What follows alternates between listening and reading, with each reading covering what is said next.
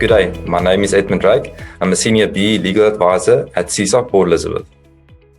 Good day, my name is Chanté Plessis and I am a BE Legal Advisor at SEESA, Port Elizabeth.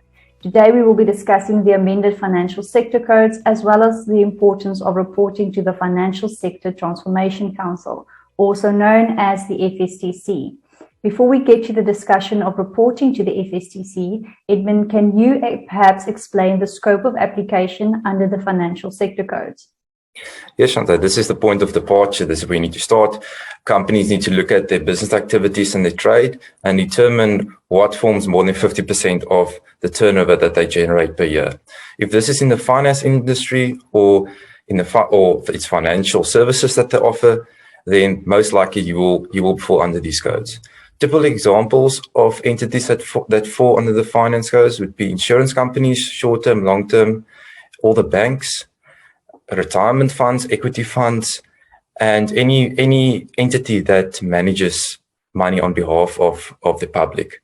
So that will be seen as that fall under the scope. The next thing that we need to look at is the threshold. Chanté, can you explain? So here we can firstly look at the entities with a turnover of below 10 million Rand per year. These entities are known as EMEs or exempt micro enterprises.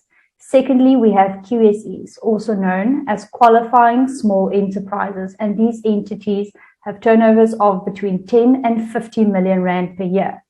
Lastly, we have the larger entities, also known as generic entities. They are the entities with turnovers of more than 50 million Rand per year. Depending on the turnover of the entity, the requirements and targets on the scorecards will all be different.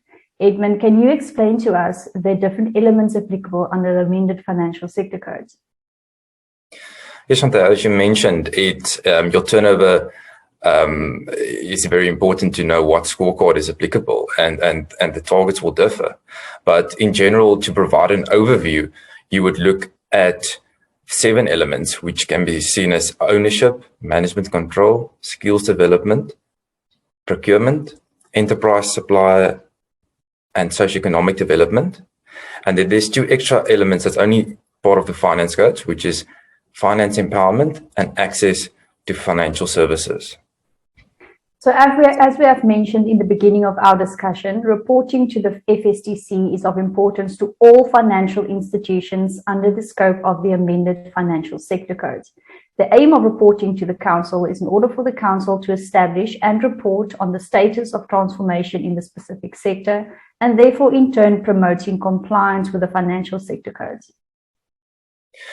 Chanté, what does reporting entail? How do you report, and what will the consequences be if you fail to do so?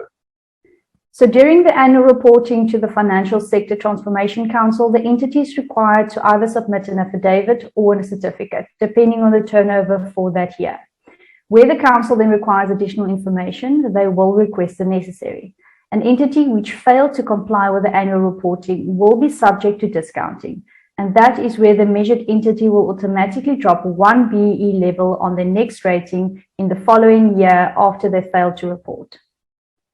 Yes, Chanté, as you mentioned, this is of vital importance and it has an extreme detrimental effect on the entity if they fail to do so.